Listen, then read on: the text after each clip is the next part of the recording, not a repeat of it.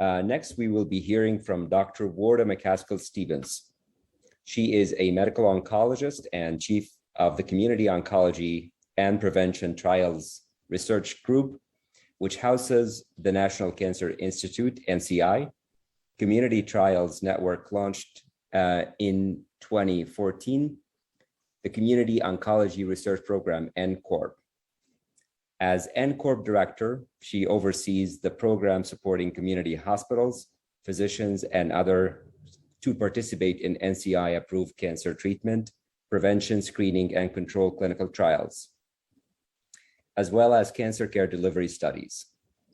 In 2016, she was a recipient of the American Association for Cancer Research Jane Cook Wright Memorial Lectureship, which recognizes an outstanding scientist who has made meritorious contributions to the field of cancer research and who has, through leadership or by example, furthered the advancement of minority investigators in cancer research. She was listed in Ebony Magazine's 2013 Power 100 Most Influential African Americans in Science and Health. She was the 2020 recipient of the Association of Community Cancer Centers David King Community Clinical Scientist Award. Without further ado, I give you Dr. Warda McCaskill Stevens. Good evening, everyone. Thank you so very much for that lovely introduction. And I want to thank all of the organizers for giving me the opportunity to have a dialogue with you this evening on the road to breast health equity in the era of COVID-19, the highway necessary for all. My next slide, please. What I'd like to do in a very brief period of time is talk a little bit about the point of origin. Where did we start? From whence did we come? If we're talking about what's happening during the COVID and the global pandemic. I'd like to talk a little bit about the factors influencing breast cancer during the pandemic, talk a little bit about the impact of COVID-19 on research, something very dear to my heart, and then to end up with ways in which we think we can move to the highway necessary for all. Next slide. So very early this year, we had the release of the report on cancer to the nation. We're all very much aware of the burden of cancer, both in the United States, its incidence and mortality, and the disparities that we're all very much aware about with certain groups, economic status, and access to care. But if you look at this, actually the general overall uptake on the report to the nation in 2021 was relatively good. I would like to, however, highlight a few points just for your consideration.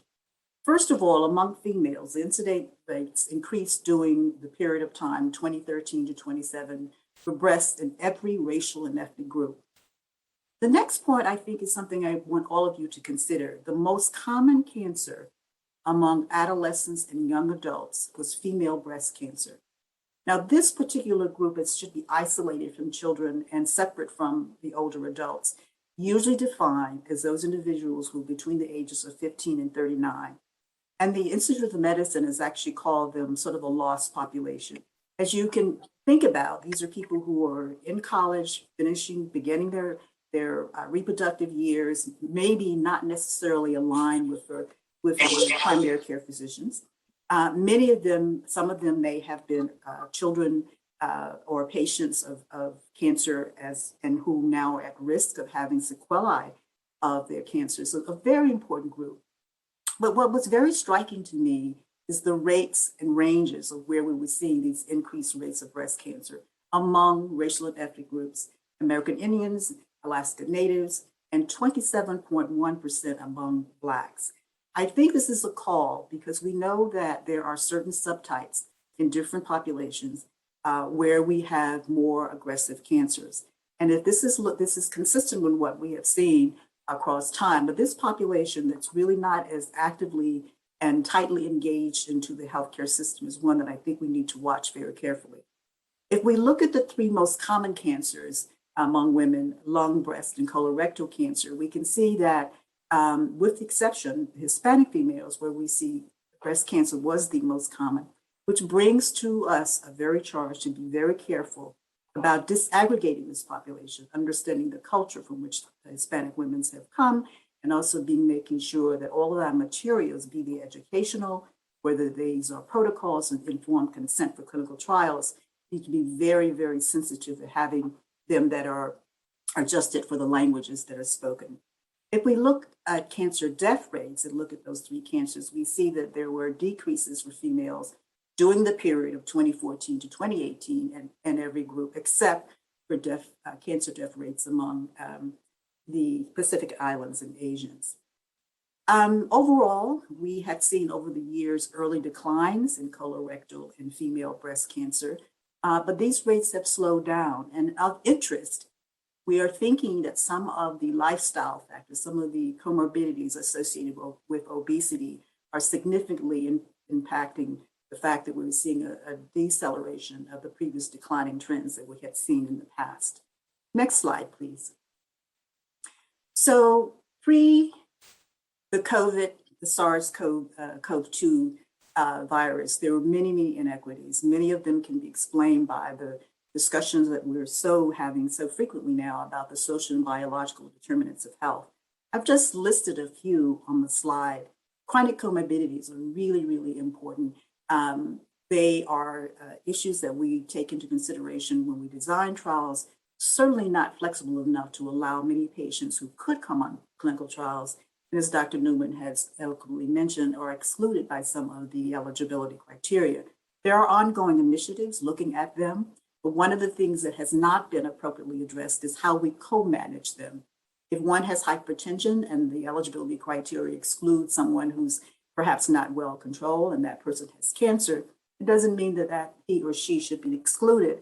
But what we may need is very good co-management by the physician who is taking care of that patient and certainly managing those comorbidities. Our patients and certainly underserved populations are less likely to undergo reconstruction, generally have lower incomes. We talked about obesity, embarking on less genetic testing, which is so very important, lower rates of radiation therapy, and particularly in our patients who are isolated in rural areas. Increased risk of losing their jobs in urban areas, and less likely to be offered a clinical trial, and certainly the various aspects of racism that exclude our patients from getting the access and care that's needed. Next slide. So let's talk a little bit about the factors influencing breast cancer during the pandemic. Next. Well, which pandemic were we talking about? Certainly it became very clear to us that there were many things happening socially and politically in addition to the pandemic that we're all so very familiar with. Dr. Yancey very nicely mentioned in JAMA that the pandemic had shown a spotlight on health disparities and created an opportunity to address them. Similarly, an oncologist, Robert Carson, charged the oncology community to begin working very hard to making sure that the systems are just and equitable for all patients. Next slide.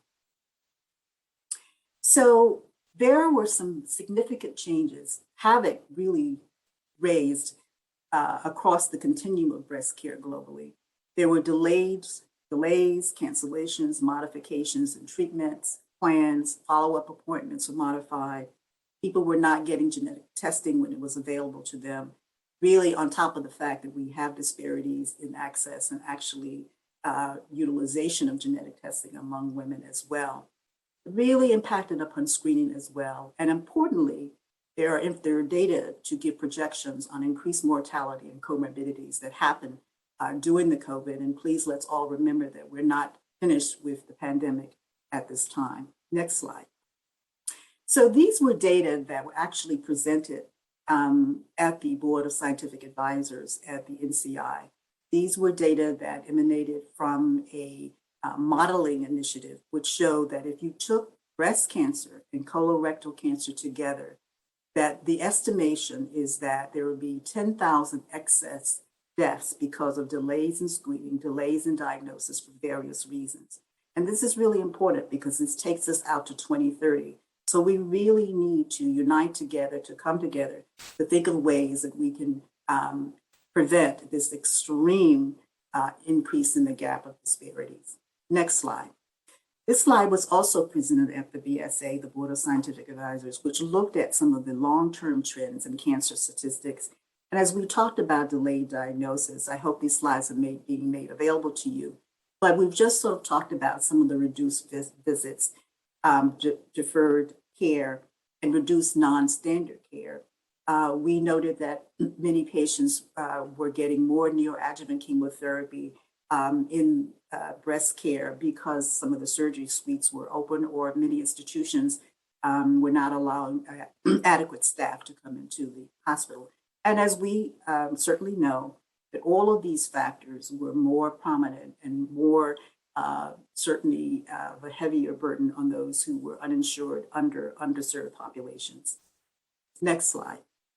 So these were data by the Harvey Neiman Health Policy Institute, and it's very interesting in the sense that if you look on your right side of the slide for the Norwell Health, which is in very close proximity to where you are, it is also an NCI-funded community oncology research program site. But what they did was to look at the peak area of the pandemic, compared it with a comparable time in 2019, and really looked at the decline in total imaging volumes. They looked at CTs, MRIs, as well as mammography. And you can see what the numbers are showing that have actually dropped in those particular areas. And people who decline by place of service, whether it's outpatient, emergency department, or inpatient imaging. The next column looks more in the community setting and looked at the total relative volume of units that are actually applicable to many clinicians in various institutions. And this was really important because these institutions looked at this is revenue for them. So you can see that 66% decrease in the site of service in many of the community sites. We know that during this period of time, there was a tremendous amount of variability.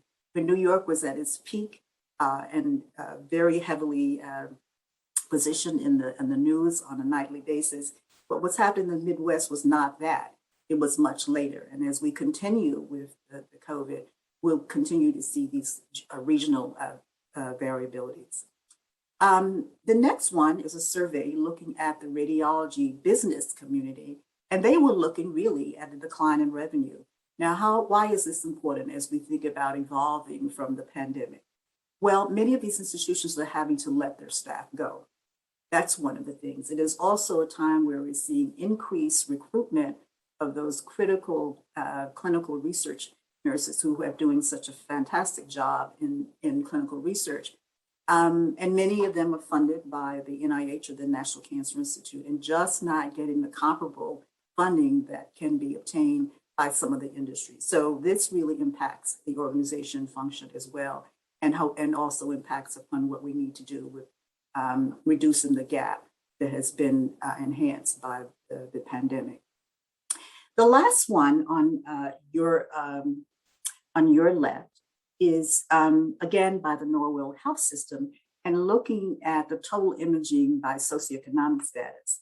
So a decrease in women, many women staying at home, I guess, with their families and not coming into the imaging suites, for example, or for other cancer-related services. And I had to look at this too, double take on this, because I'm looking at minorities increase utilization in the system. But that's no surprise, because remember the populations that were most impacted by the COVID were those who were underserved and racial minorities. Similarly, what you saw in the hospital were decrease in patients who had the higher income, those patients who were most vulnerable, and certainly by income, and similarly for the uninsured as well. Next slide. So let's talk about the impact of COVID on research. Next. So this is just a slide to show you that these are my treatment colleagues at the NCI. Basically what's showing here is what happened in 2020 and what happened in 2019. And the curve for the blue in 2021 is where we are now. We pretty much rebound with our inside the NCI clinical trials network. And I think it's an important distinction to make, because much of the data that you have heard or will hear about encompasses all of the funding mechanisms of the NCI. But this is specifically talking about the NCI clinical trials network. Next slide. Similarly, we're showing something very similar here. This includes those studies that have to do with screening, have to do with symptom management, cancer care delivery, which affect patients. And we also are seeing the dip and the sort of rebound of studies. Now, we're also showing here in orange a tool that we use at the NCI to collect expanded information. We don't really know a lot about our clinical trial participants. Standardized across all the clinical trials network, we look at age, race and ethnicity, and insurance status. So this particular tool allows us to look at country of origin, language that's spoken, income, education, why people went on a particular trial or did not. And we can do that by protocol, by each clinical trial. It provided a lot of information for us because when we began to ask about income, people thought, well, you can't do that. People are just not going to respond. And interestingly, what we found, it wasn't the patients who didn't want to give income. It was the clinical healthcare team that felt uncomfortable about asking income. So we had advocates come in to give some information as the best way to ask in a very sensitive and appropriate manner about income. And we have successfully collected information since 2016. Next slide. So I wanted to talk a little bit about screening. We have an ongoing, very large randomized clinical trial that's looking at 2D versus 3D, 3D being the newer of the technology that's available. The question that's being asked here is which of these technologies are going to reduce mortality from breast cancer, which is really the goal of screening. Designing a trial for reducing mortality would include hundreds of thousands of patients. So the surrogate is advanced cancers, which is what we want to see. Which one of these is better at reducing those? Women 45 to 74 years of age are eligible for this. They either receive annual screening or biannual screening based upon menopausal status or other risk factors. But interestingly about this trial is that it is an approach to moving toward personalized screening. We are also collecting biospecimens on every single biopsy, be they benign, pre-malignant, or malignant. This is a gold mine to help us understand the biology in the context of screening. We have nearly 56,000 women who enroll. The sample size actually has been reduced to, it's being under consideration for about 120,000 reach that accrual area. We're very proud to have 28% minority, 20% African American, and 6% Hispanic. I think this is really important because the message I'd like to leave with you is that there are outstanding research questions related to screening, and women are not really accustomed to thinking about research. You go in, you disclose, you have your mammogram, and you go home. But we still have questions that really need to be answered so that we can make them better so that one size is not fitting for everyone. Next slide. But I wanted to mention this because we talked a lot about what's happening with screening. So what you see on this slide, if you look sort of midway, is that there is a point there in April of 2020 where we basically went down to zero, but have rebound such that on a monthly basis, we're doing over 2,000 enrollments per month, excuse me. Next slide. So we are looking at the impact of COVID positivity on cancer patients. We don't know what's happening with it. We don't know what the interaction is between treatment and COVID. So we have a longitudinal study that was launched by the NCI to characterize patient factors associated with short and long-term outcomes for COVID-19. We're looking at comorbidities, the cancer type, and treatment. And I bring this to your attention because a significant number of individuals who have enrolled in this longitudinal study are breast cancer patients. So that's going to be very informative as we move forward. We're going to look at how modifications of treatment were influenced by COVID, not only just delayed, but looking at interactions in terms of efficacy and how the drugs are metabolized. We're looking at dose adjustments, evaluating the association of COVID-19 with cancer outcomes, and certainly looking at subgroups, and been very successful in getting underserved populations into this as well. It was proposed to be 2,000 enrollees, and we're at 1,200, almost 1,300 at this time.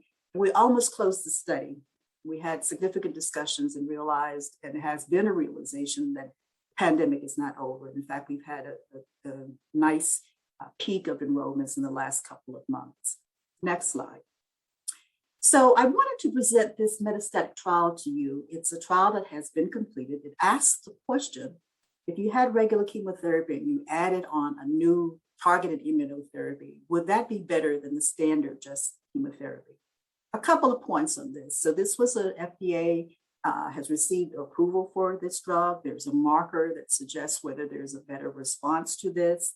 Monoclonal antibodies, anti-PD-L1 target pathway of immune activations that allow the immune system to fight the cancers. So this was given to first-line treatment patients. And I bring this up for a couple of reasons. One is that it's fascinating to think that for an advanced disease, that we have something that we can offer to our patients that has some promise as a targeted agent. And secondly, the value of designing studies for subsets of breast cancer. It's no longer just one breast cancer, and this was focused on a breast cancer that's obviously very important in minority populations, African American, Hispanics in particular. Next slide. So what you see here in this very busy slide is that both for progression-free survival before you have recurrence and overall survival was improved, even if you didn't have the PD-L1 marker.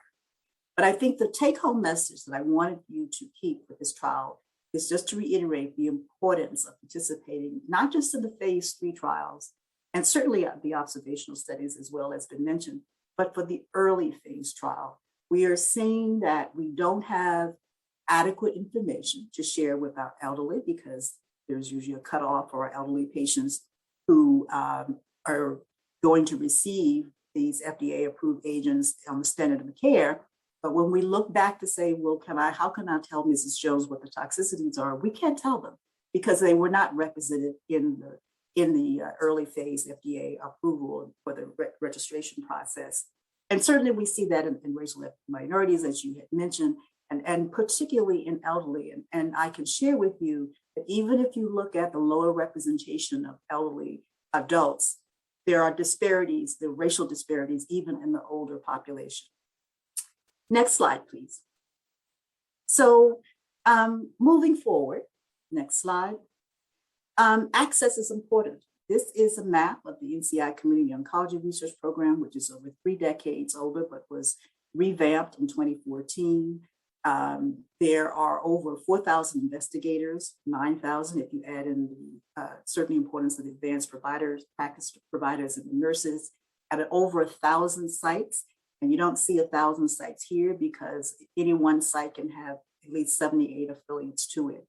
I'd like to add that this is really taking the clinical trials where people live in their own communities, which is critically important. Women may go to get second opinions in large academic centers, but they really want to be close to their family. And this was the goal of this particular program. We also have 46 grantees. However, there are 14 of these that are targeted to minority populations, safety net hospitals, such as Cook County. We have Montefiore, we had Columbia, we have Puerto Rico. So the 14 sites are really targeted to enhance minority rule, to bring to the table those issues that are not only just important for those patients, but the institutions that serve them. What are the barriers in the safety net hospital for implementing a clinical trial? Or is it adequately staffed? What do you know? What do you have to do different if you're using a mobile device? Does that community have mobile devices? And do they have the technology to do informed consent? So this is what we do, providing access for clinical trials. Next slide. Just wanted to share with you just a couple of examples of disparities in studies. We hear a lot about treatment trials. We hear about screening trials, but we all know that there are cancer-related symptoms and there are treatment-related toxicities. I'm listed here just a study that is actually an African-American cohort, longitudinal study that's looking at checkpoint inhibitors and looking to see how they interact with African-American women. This particular agent, the checkpoint inhibitors, were approved primarily for advanced cancers. And we know that advanced cancers are more prominent in minority populations. So this is going to look across at that based on not only the premise of that, but there are evolving data to suggest that there are differential ways of expressions of inflammatory processes that are important in the immune process. So this is a design that is a targeted minority trial design. The other point, as I mentioned before, we are translating the patient-reported outcomes, which is so critical for quality of life and informing the outcomes, but they must be in different languages. So we have a moonshot-funded initiatives to do that. And the third trial I wanted to mention was referenced by Dr. Newman.